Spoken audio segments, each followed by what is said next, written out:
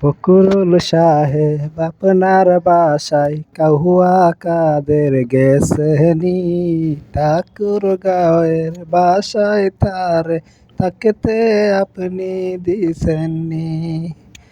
যাক, এই এরকম একটা ভিডিও ফেসবুকে আপলোড দিছিলাম। দেওয়ার পর মানে আমার ফেসবুকের যত রিচ টিচ আছিল সব ডাউন হয়ে গেছে। তে আসলে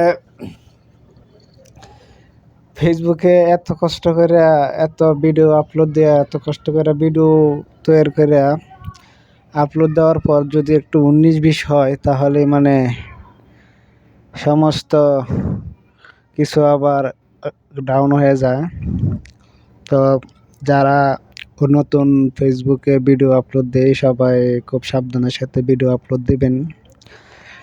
অবশ্য জানি যে ওইরকম যে কোনো ভিডিও ফেসবুকে আপলোড দিলে সমস্যা হয়, তারপরও সতর্ক থাকতে থাকতে মানে এরকম হয়ে যায়। এত কষ্ট করে ভিডিও করে এত দূর আগায় আবার জিরোতে আইসা পড়লাম।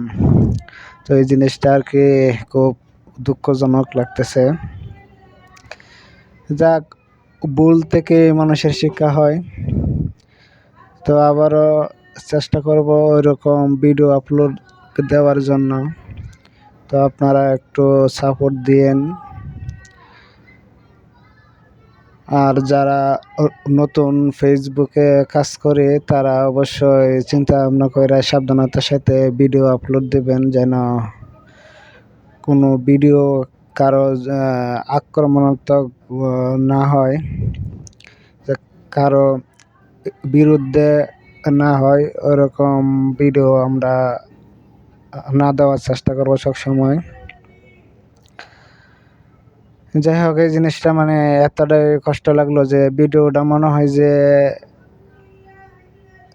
1 মিনিট প্লাস হবে এরকম একটা ভিডিও।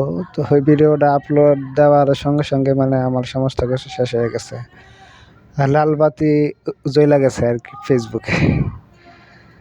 যাক, দুঃখ নাই, লাগিয়ে থাকি, হাল ছাড়বো না, দেখি কি আছে। ওরকম আশা করি না যে ফেসবুক থেকে অনেক টাকা ইনকাম করব বা অনেক কিছু করব, এরকম না। জাস্ট মানুষের সাথে একটু থাকতে চাই, মানুষকে একটু বিনোদন বা একটু আনন্দ দিতে চাই, এতটুকুই। মানুষ আমার ফেসবুকের ভিডিওগুলোতে লাইক কমেন্ট করবে, এগুলা দেখতে ইচ্ছা করে আর কি।